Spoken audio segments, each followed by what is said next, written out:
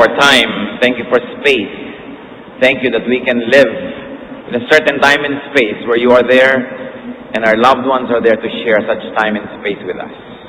Nawa, Panginoon, lalo namin maunawaan yung halaga, yung hiwaga ng panahon at nang lalo namin kayong madakila at lalo kaming makapamuhay ng mabunga at maayos, matiwasay, masagana.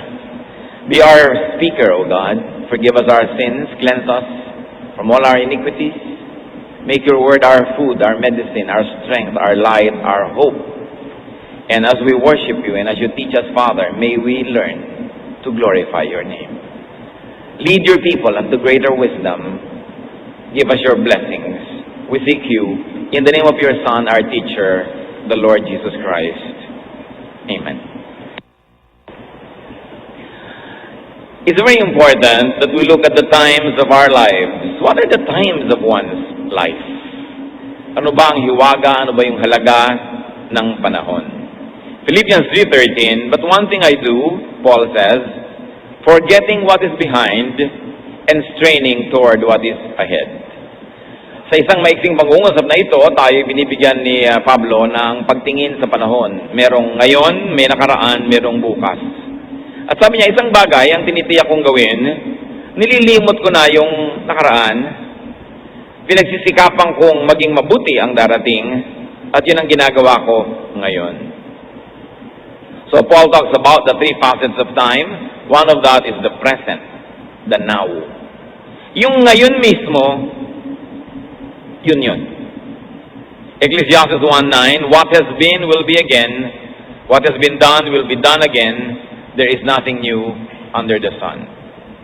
So, yung mga nangyayari naman, nangyari na rin paulit-ulit lang. Kaya kung lagi mong uubusin yung panahon sa pag-iisip ng maaari pang mangyari, o lagi mo lang lilingunin yung nangyari na, maaaring hindi mo tuloy mapansin, yung sa kasalukuyan ay nangyayari. Solomon connects the past with the present and the future. So another element of time, of course, is the past. Another facet of time, yung nakaraan. Merong kasalukuyan, may nakaraan. Yung sinabi ko 1 second ago, nakaraan na, tapos na. Job 8:9, for we were born only yesterday and know nothing, and our days on earth are but a shadow. Madalas natidinig natin, ang bilis ng oras, ang bilis ng panahon. Linggo na naman, Lunes na naman, ang bilis ng isang linggo. Parang kahapon lamang yung malayong nakaraan. At talaga, yan ang hiwaga at kapangyarihan ng nakalipas. Na ang lahat ay lilipas. Yung tinatanaw mo pa lang sa malayo, darating yon, sandali mo lang na makakaharap, tapos habang panahon na siyang lipas. Tapos na. Minsan may anniversary, may birthday, may kasalan, ang tagal mo pinaghahandaan, halos hindi mo naramdamang dumating at pagkatapos, aalalahanin mo na lang at gugunitain habang panahon. Yun yung nakaraan. Tapos na. And what about the future? Yung darating pa lang. But the past, the present, and the future are actually all one.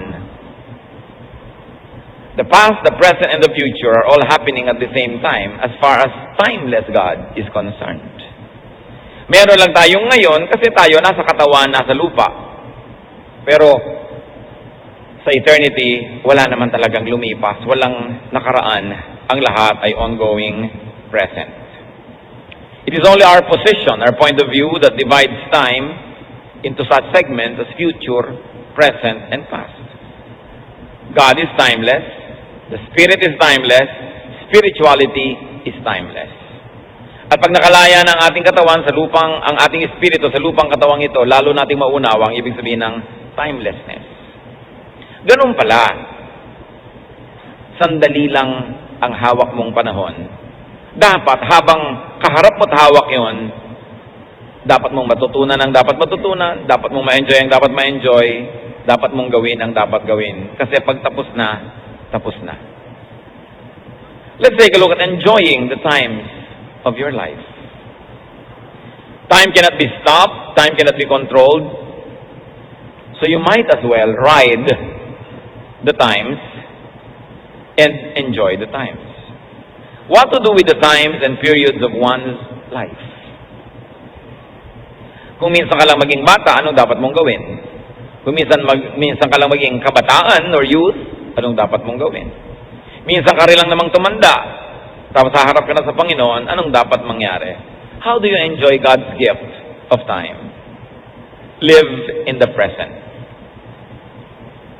Ang mga taong mga pinakamasasaya, pinakamakabuluhan ang panahon, yung nabubuhay sa ngayon. Sa kasalukuyan.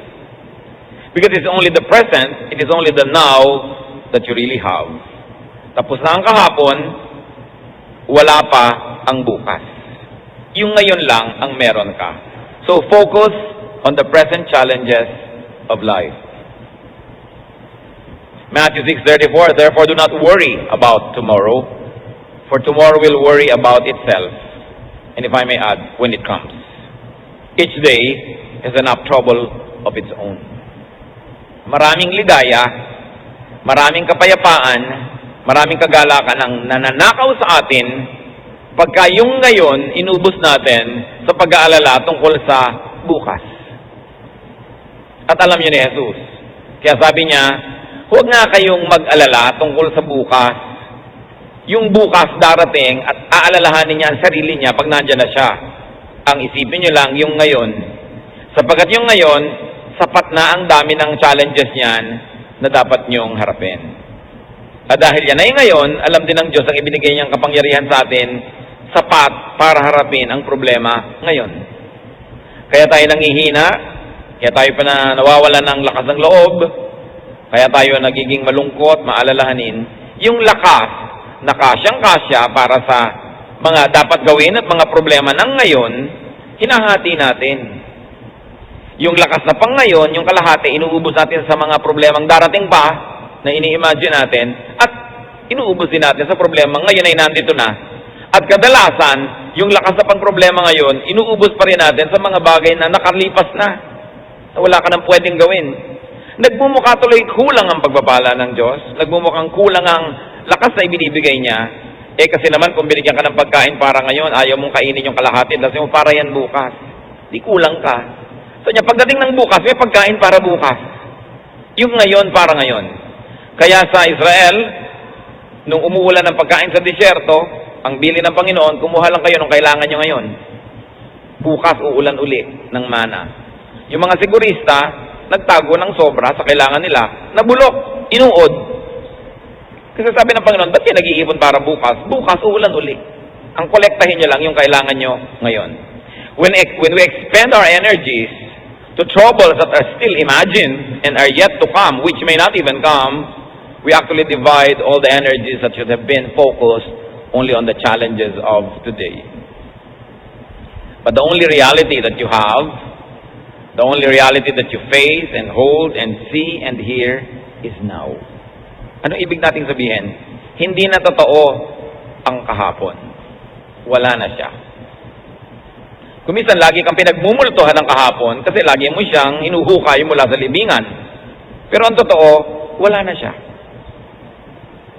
Kaya nga, kuminsan, laging pag may mga party, lalo na yung medyo may edad, ang tugtog lagi yun nung panahon nila. Bakit laging ganyan ang tugtog nyo? Sometimes, nagre-reklamo ako pag inimbita ko ng mga church groups at ang tugtog, 70s, 60s. Hindi naman masama. Kasi kung marami pang ibang tugtog, may tugtog ngayon. Palang sa lagay, puwera na kayo sa tugtog ngayon. Ang lagi nyo lang hahawakan yung Beatles. Ang lagi nyo lang hahawakan, Carpenters. Lagi na lang yung stylistics, yung mga nakaraan.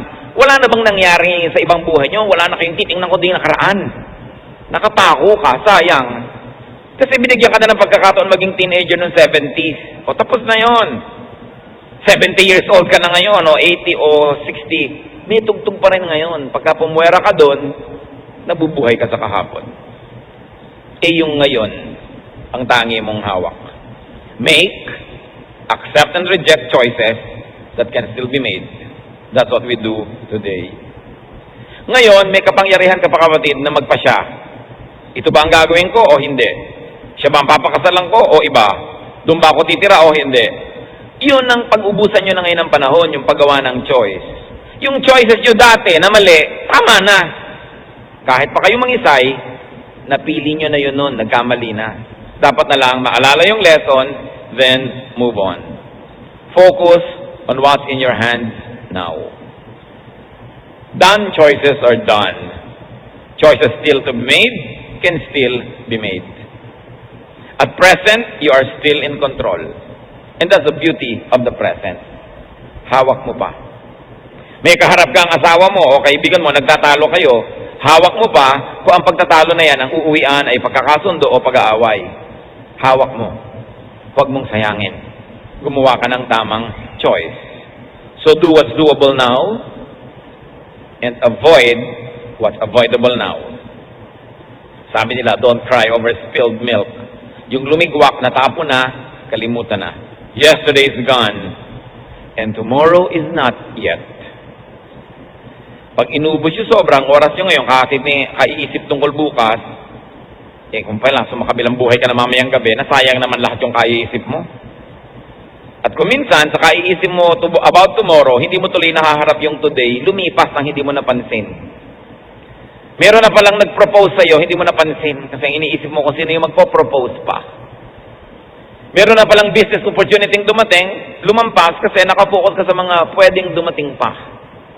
May kaligayahan na pala na dapat na-enjoy mo, lumampas, kasi wala kang inisip kundi yung mga pwede mo pang ma-enjoy sa future. So what does time tell us? Enjoy the moment. The moment is there to be enjoyed. If there's a problem to solve it. If there's food to eat it. If there's music to dance to it. It is only now that is there. Studiously focus on the here and now, on the moment at hand, and never miss enjoying it. For in a flash, it will be just be a part of the retrievable past. Yang pakikinig natin ngayon ito, mamaya, past na yun. Tapos na. May bata na nagpapabuhat sa'yo, hindi mo binuhat dahil baka malukot ang damit mo. After 1 day, past na yon. After 3 years, past na yon. Nawasak na yung damit mo, iniisip-isip mo pa, sayang, hindi ko nalang binuhat yung bata.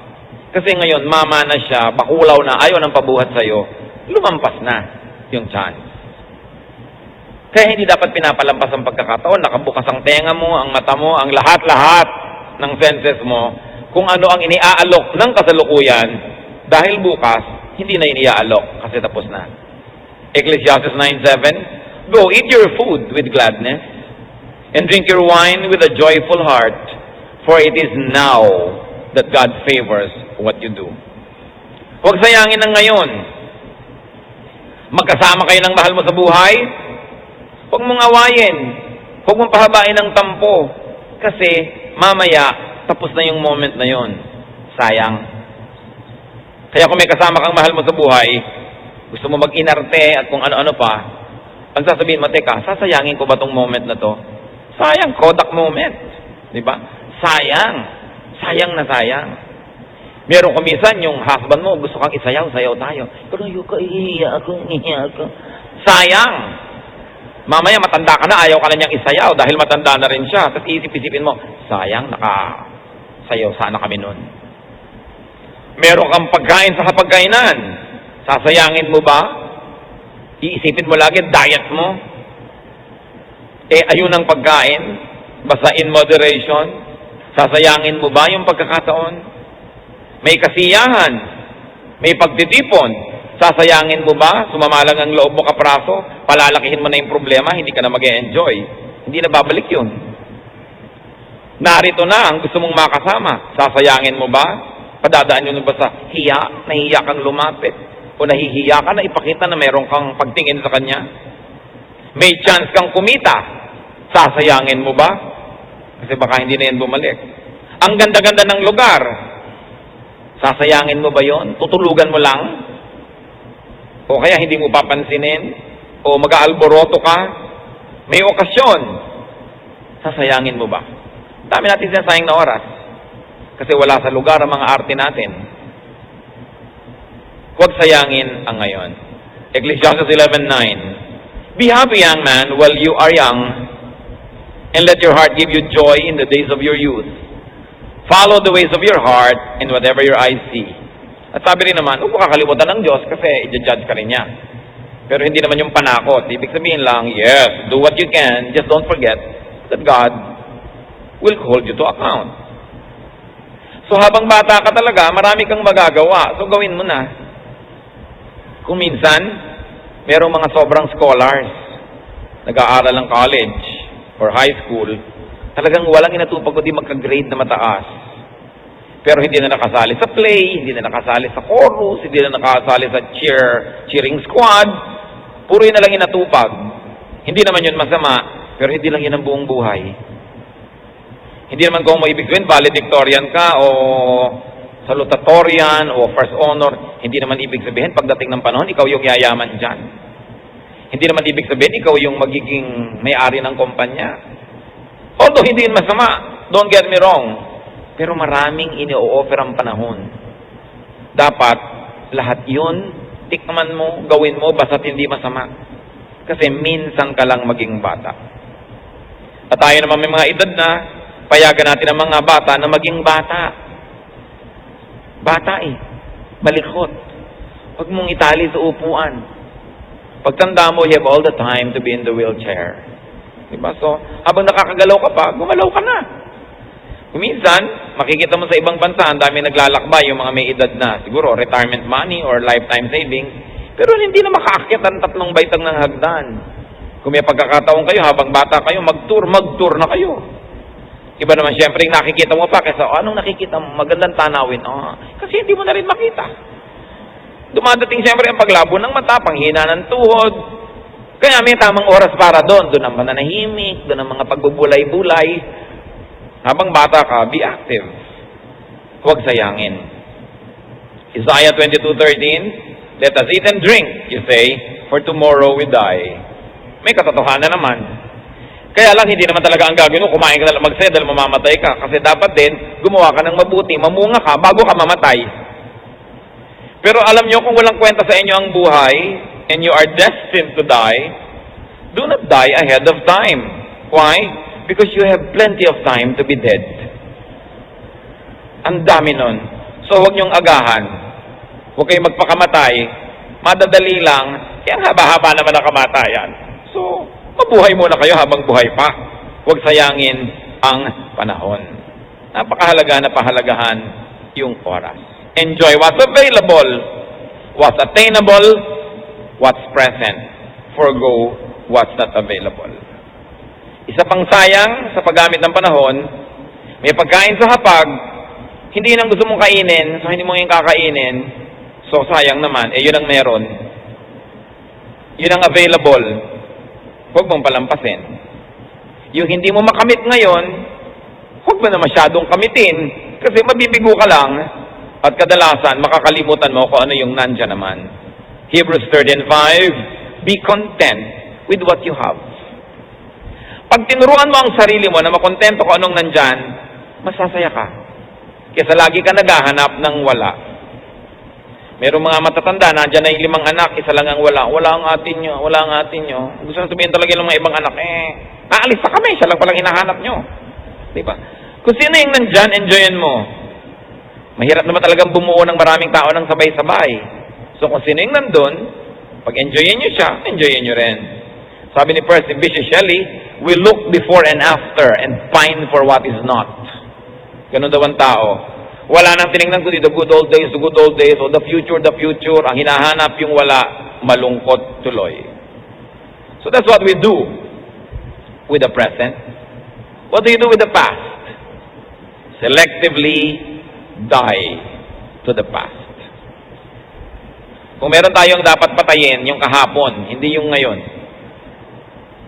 Philippians 3:13-14, brothers, I do not consider myself yet to have taken hold of it, but one thing I do, forgetting what is behind. Selective ang sinabi ko, hindi naman natin kailangan mamatay sa buong nakaraan. Forget, dissolve, destroy the unbeautiful, the ugly, the destructive, the painful parts of the past. Ilibing natin kung ano yung hindi maganda, kung ano yung mahapdi, kung ano yung masakit, kung ano yung makirot na bahagi ng ating nakaraan.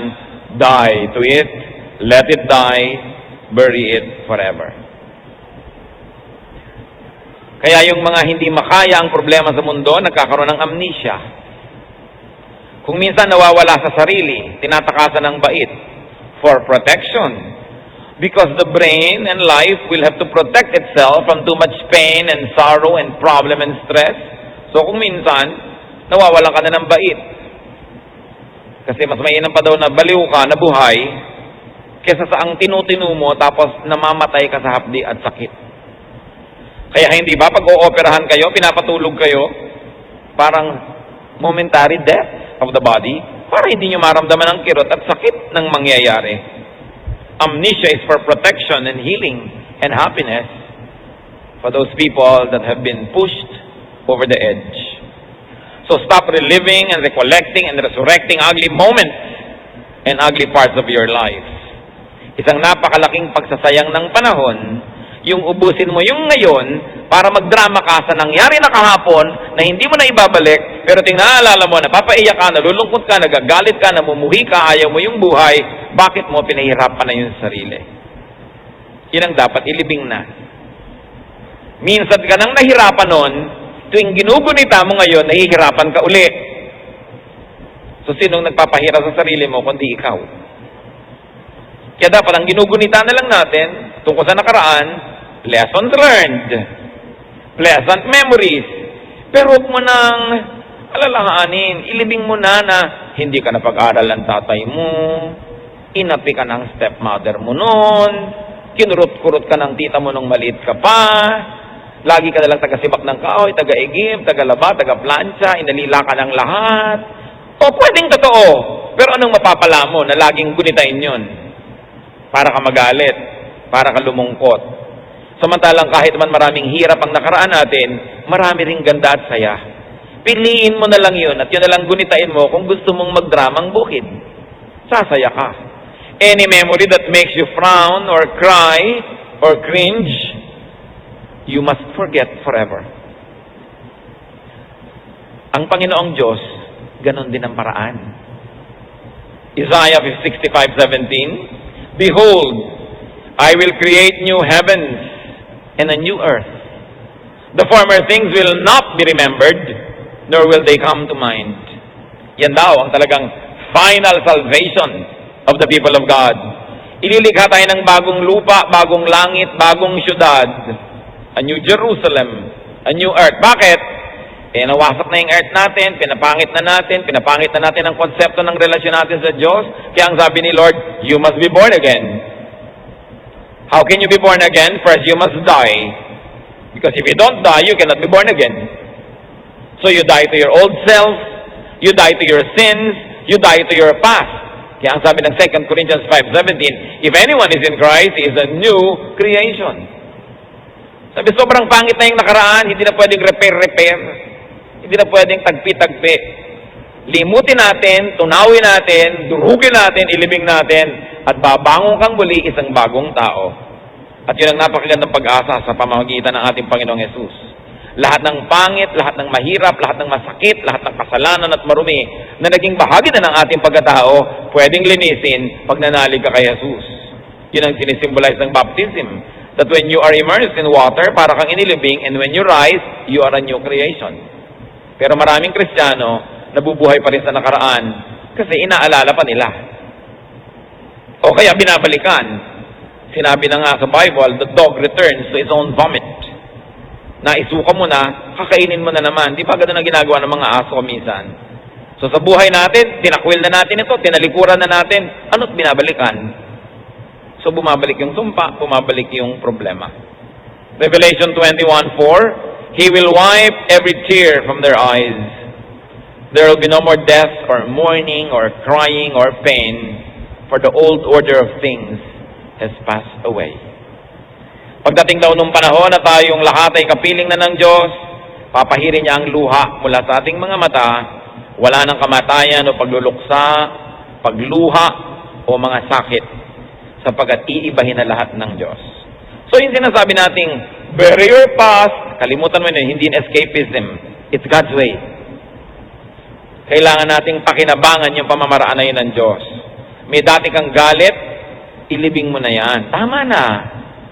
Alam nga naman yung may family reunion, nakikita mo yung kapatid mo, maaalala mo lagi na tuwing kasalan siya ang maid of honor at ikaw yung maid of horror. Sige, alalahanin mo, pero sasaya ka ba? Maaalala mo lagi na siya lagi yung sponsor ng mga ROTC. Kasi kayo yung tagadala ng payong dahil baka umulan, mabasa siya. Yung mga inggitan ng mga magkakapatid nung araw, kung minsan dala-dala yan hanggang pagtanda. Kaya maraming away ang sumasabog pag may family reunion. Kasi biglang yung lahat ng galit ng tinimpi ng ketagal-tagal, nagkakasama kayo in one single time and space, what will happen? It will become ugly. Kaya ang sabi ni Lord, forget. Forgive. Hindi para tayo ipatalo, ipakawawa. Kasi alam ng Diyos, yun lang ang tanging paraan para makagraduate ka sa mga hirap ng nakaraan. Magpatawad ka na, lumimot ka na, dahil may ngayon pa. May bukas pa. Ngayon, kung yung ngayon at bukas, uubusin mo kada drama tungkol kahapon, humahaba ang epekto sa iyo nung kahapon. To the point that the pains of yesterday will become the pain of now and the pain of tomorrow, talo ka. God's cure for the wounds of the past, erase, sabi niya, delete, create your new realities. So stay grounded on and rooted in the beautiful, the pleasant and the good parts of the past. Philippians 4:8, whatever is true, noble, right, pure, lovely, admirable, if anything is excellent or praiseworthy, think about such things. So pag naaalala mo na naman na naapi ka nung araw sa school kasi wala kang damit, wala kang bag, alalahanin mo yung Philippians 4:8, noble ba yan? Pure, praiseworthy, excellent? Hindi, pwede. Huwag yan na isipin mo. Think about nice things. Mga kapatid, kung ano ang iniisip nyo, yun ang magiging realidad nyo. Sabi nila, it's all in the mind. Ang laki ng katotohanan nun. Hawak mo ang kamay ng asawa mo, nag-e-enjoy kayo sa isang magandang biyahe. Isipin mo na bigla siyang kinakain ng isang maligno. At unti-unti siyang nawawala sa hawak mo at inaagaw siya ng mga demonyo. Hindi ba kahit hawak na hawak mo siya nandun, kakabahan ka, matatakot ka? Kasi nasa isip mo eh. Secure na secure ka sa bahay nyo, pero iniisip nyo, baka bukas mag-tsunami, lumubog kayo, baka lumindol, gumuho ka, kung ano-ano. Pero andun ka, hindi yun nangyayari. Pero kakabahan ka rin. Natatakot ka. Wala yung asawa mo, nasa malayo. Iniisip mo, nasa kandungan ng iba. May kasiping na 5. Kahit ang totoo, nandun dyan, iniisip ka at nakatingin sa litrato mo, mag-iinit ang tenga mo, tatayo pang dibdib mo, kakabahan ka. Kasi ang realidad, hindi yung tunay na nangyayari. Ang realidad, yung nasa loob ng isip mo. Kaya ang tunay na taong nagdidisiplina sa sarili, dinidisiplina ang isip. O ayan, nag-iisip ka na naman ng kamatayan, tigilan ng pag-iisip dyan. O ayan, iniisip mo na naman, mauubos ang tubig sa mundo. Ang solusyon mo, may mag-rate sa Canada kasi maraming lake. Hindi ka naman magka-visa. So, namang problema ka. Problema ng Diyos kung paano papaulanin, kung paano. Problema niya kasi hindi mo naman kaya eh. Kaya ang sabi sa Romans, be changed by the renewing of your mind. Be transformed by the renewing of the way you think. Pag lagi kang nagsususpecha sa kapwa, wala kang katahimikan. Pag lagi kang nag-iisip ng problema, naguguluhan ka. Ano ang realidad mo ngayon? Ngayon mismo, may kinakain ka, may iniinom ka, yun ang enjoyan mo. Tutunan mo na pasalamatan ng Diyos doon at piliin mo kung saan ipofocus ang iyong isip. Kasi kung saan nakafocus ang iyong isip, dinadala yung buong pagkatao mo. It's all in the mind. It's not completely true, but there's a lot of truth in it. So you create your reality. Kaya di ba ang tinasabi ng iba, o pagka magulo, ang ingay-ingay, pumikit ka, isipin mong nasa isa kang tahimik na pulo. Halos marinig mo ang lawis-wis ng kawayan at halos maramdaman mo sa iyong paa yung mga alon. Kasi nasa isip mo eh. Dinidisiplina ang isip. John 12:24, I tell you the truth, unless a kernel of wheat falls to the ground and dies, it remains only a single seed. But if it dies, it produces many seeds. Kailangan meron tayong hayaang mamatay at malibing para magkaroon ng bagong buhay. At yon, ng mga masasamang alaala, kailangang ilibing yan, magkakaroon ka ng bagong pag-iisip, bagong buhay. Let the pains of the past die. Forgive, forget, and move on. Dahil may present ka pa, at kung lolobi ng Panginoon, may future. Hindi pwedeng ipangutang ang future. Hindi mo pwedeng sabihin, bigyan mo ko ng pera ngayon, magpapaalipin ako sa iyo bukas. Kung mamatay ka ngayon, paano ako sisingil? Di ba? Hindi natin hawak yung bukas. Hindi yan pwedeng gamitin. Ang pwede mo lang gamitin yung ngayon. But of course, you prepare for the future. Isa yan sa pagtingin. You live in the present, you die to the past, and you prepare for the future. Laging merong ipinapanganak, may tumatanda at may namamatay any moment. Ganun talaga yung buhay. Kahit sa sarili mo ngayon, nabuhay ka ng matagal, kung may tumira sa yung bulate, batang-bata pa yung bulate, pero kung ilang linggo lang, tatanda na yun, mamamatay na uli yun, ikaw buhay pa. May buhok ka na nalalagas, may tumutubo, meron kalagitnaan. At any moment, something is dying, something's being born, and something is growing, developing in you, in your life, around you. Kaya sa ating mga community, may pinapanganak na bata, may tumatanda na tao, at may namamatay sa kabilang bahay. It's part of life. So in us, we allow new ideas to be born, we let them gestate, and we let them develop, and then we say goodbye to all the ideas. Let's not be too sentimental about the past. The past is past because it's past. Therefore, tapos na yun. Plant seeds and seedlings, invest, save, and plan for the future while you are enjoying the present. Pag naman puro investment, saving, planning ginawa mo, hindi ka na nabuhay sa kasalukuyan, lugi ka rin. Sabi sa Bible, tonight, your soul is extracted from you. So what will happen? Ecclesiastes 11, 1-2. Cast your bread upon the waters, for after many days you will find it again. Give portions to 7, yes to 8, for you do not know what disaster may come upon the land. Said another way, mag-invest ka. Pag may itinanim ka, may tutubo. Kadalasan, hindi lagi. Magtanim ka ng marami. Kasi hindi mo alam kung alin sa mga itinanim mo ang magbubunga. Kung isa lang itinanim mo, bigla namatay, di wala na. So marami ka dapat itanim. So niya, give portions to 7, yes to 8. Maging mabuti ka sa maraming tao, hindi lang sa isa. Inaasahan mo yung isang yon, magiging mabuti rin sa'yo. Bigla siya namatay o nagtaksil. Kawawa ka naman. So sabi, kumuha ka ng mabuti sa marami. Hindi mo alam kung sinong tatanaw. Hindi mo alam kung sinong lilingon sa'yo. Magandang preparation. Pag nagawa mo na yon, nag-i-invest ka, nagtatrabaho ka, gumagawa ka ng mabuti, tulad ng woman of Proverbs 31, sabi sa verse 25, she can laugh at the days to come.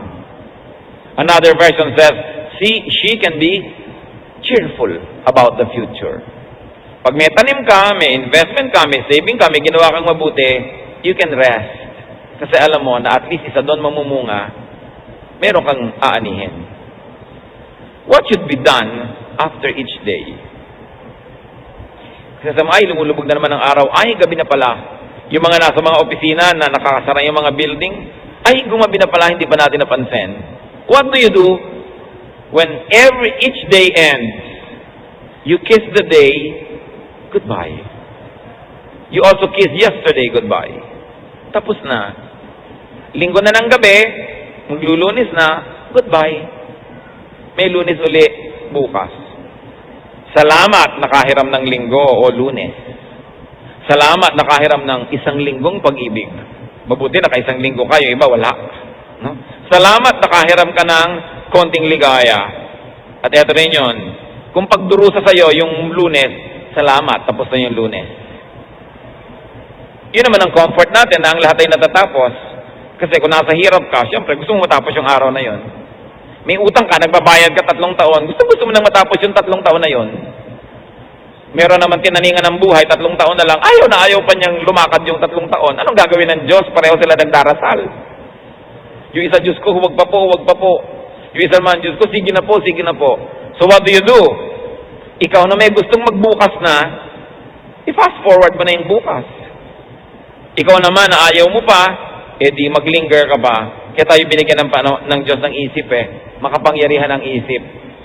Nakakalikha ka ng realidad mo kung kailangan. Lalong-lalo kung yung realidad na kapaligid sa'yo, hindi bagay sa'yo at ayaw mo talaga, gumawa ka ng paraan. Close your eyes and make your reality. Nakikita niyo yung mga Kristiyano noon, kinakain ng leyon, sinusunog, pinaparusahan, pero pipikit ang mata at nakikita nila ang Panginoon, nalalampasan nila, maski sila sinusunog o kinakain ng leyon. Kasi merong ibang realidad, a spiritual reality in their hearts, in their minds. Habang buo ang iyong loob, malakas ang iyong pananalig, hindi ka kayang itumba ng anumang bagay. Pero kung hati ang loob mo, sira ang loob, wala kang pananalig, mga banayad na hangin lang ang dumaan, tumba ka na. Kaya napakahalagang project sa buhay, tibayan ang pananalig, buuin ang loob, hindi yung lagi ka na lang natatakot. Isaiah 43:18, forget the former things, do not dwell on the past. So empty your arms of the past so you can embrace today.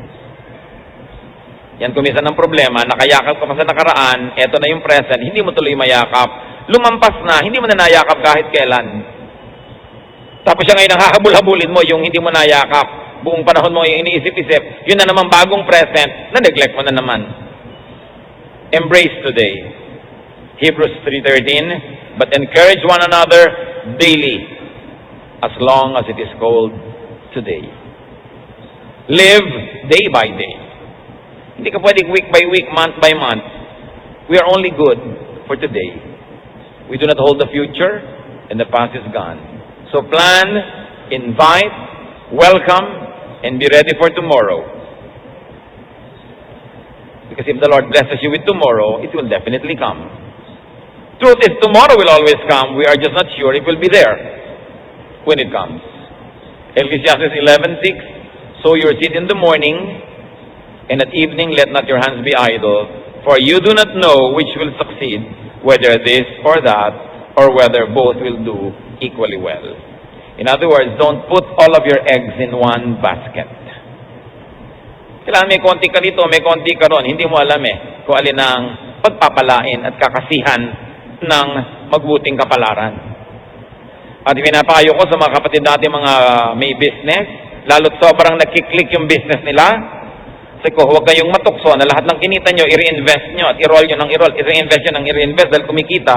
Dahil paano kung biglang dumating yung oras na iba ang trend, o kumikita yung zipper, ngayon, ang laki ng kita, so lahat ng kinita mo, ipinagpagawa mo pa ng more and more makina and pabrika ng zipper, biglang nauso yung Velcro, aanin mo isang katerbang zipper sa buhay mo. Di inabutan ka ng aanin kung ito ngayon. Maraming ganon, yung sobrang nasisilaw sa kinikita ng negosyo, yung kinita na ilalagay pa uli doon. Hindi malang magtabi ng iba. Pag tuloy bumagsak yun, dala lahat. Sabi ko, pagka kayo ay kinakasihan ng grasya sa isang uri ng negosyo, magtabi kayo na kahit malugi ito o magsara, hindi na kayang bawiin ang kapalaran kasi naibukod yun na Don't put all of your eggs in one basket. You'll never know. But keep planting and doing good, and welcome tomorrow with cheerfulness. Because you know God's law, those who will plant will harvest. Manahimik kayo. Yung iba, paano ko kaya ako makakatiyak ng anak ko, magiging mabuti ang ugali o magiging maayos? Sabi sa Bible, train up a child in the way he should go. When he is old, he will not depart from it. You cannot control the future, but you can control the childhood now. Turuan mo ng lahat ng tama at ipasa Diyos mo na yung itinuro mo, magbubunga. Ngayon, kumisan, naturuan mo na nga ng tama, at sasabihin na iba naman po yun, sa Christian school pa, anak ba ng pastor, ba't gano'n na nangyari? Aba, kung hindi pa nag-Christian school yun, at hindi pa lumaki sa turo ng Diyos, baka lalong malala ang nangyari. So, pasalamat ka, yun na lang ang nangyari sa kanya. Dahil siguradong tumalab sa kanya yung natutunan niya, dahil sabi sa Biblia yun. Kung hindi siya naturuan, masahol pa dun. Be cheerful about the future. Mga kapatid, don't waste time. Don't waste 1 second. Bakit mahalaga ang 1 second? Imagine ninyo, what you have is really just 1 second. You don't have the second that is already past, and you don't have the second that will still happen. There is no such thing as minutes. There is no such thing as hour or day, or week or month or year or decade or century or millennium. They are all illusions. The only truth is the second Right now, where you're alive. Why? It takes just 1 second to die. Subukan nyo, yung hininga nyo, kunwari huli na. 1 second. It takes only 1 second to fertilize an egg by a sperm. It takes only 1 second to get life. It takes only 1 second to lose that life. So 1 second is all you have. Kaya hindi mo pwede ipangako yung 1 week eh. 1 week kitang mamahalin. Eh kung namatay siya bukas, anong 1 week ang pinagsasasabi mo? 1 year akong makikisama sa'yo, for 3 months, namatay ka. Di wala yung 1 year. Hindi yun totoo. Ang totoo lang, I have 1 second now, makikisama ako sa'yo ngayon. Ngayon, mamaya, may 1 second pa uli, nakisama pa uli ako sa'yo. Paglingon mo, ay, nakabuo ako na 1 taon. Pero kasi tapos na. Pero yung darating pa, hindi mo alam kung darating. So, huwag magsayang. Makati ang likod ng misis mo, kamutin mo na ngayon. Di ba? Baka bukas, mawala ka ng daliri. Hindi mo makamot. Hindi mo alam, naipit ka ng makina, natanggal yung mga daliri mo. Kamutin mo na ngayon. Kasi, this 1 second is all you really have. Yun lang ang hawak mo. Hindi pwedeng ipagyabang yung darating pa lang. At hindi pwedeng gamitin yung nakaraan na. Tapos na yon. Live the moment because the moment is God's gift. Ang dami natin sinasayang na moment kasi pinagmamalaki natin yung darating pa na next year, yung next month. Hindi tayo sure. Anong kahulugan ng mga ito? Bakit dapat pahalagahan yung 1 second? Kasi yun ang bigay ng Diyos. Another second passes, binigyan ka uli. But there's no guarantee na bibigyan ka uli. Whatever good you should do and can do it now. Whatever happiness you can enjoy it now. Whatever love you can give it now. Sabi ng kanta, because we may never love like this again. Hindi mo alam kung may chance ka pa. Pahalagahan ng panahon, do not kill time. You cannot kill time without hurting your eternity. Ama namin sa langit, ano nga ba ang kahulugan nito sa amin na pahalagahan ng panahon? Huwag magsayang. Huwag mabuhay sa multo ng nakaraan at huwag mabuhay sa kinakatakutang pwedeng dumating. Teach us, Lord, the meaning of the now. Punong-puno sa Biblia ng mga ganitong katuruan. Salamat, Panginoon. Ipaunawa nyo para mula ngayon, wala kaming sayangin. Kung oras ng tulog, itulog.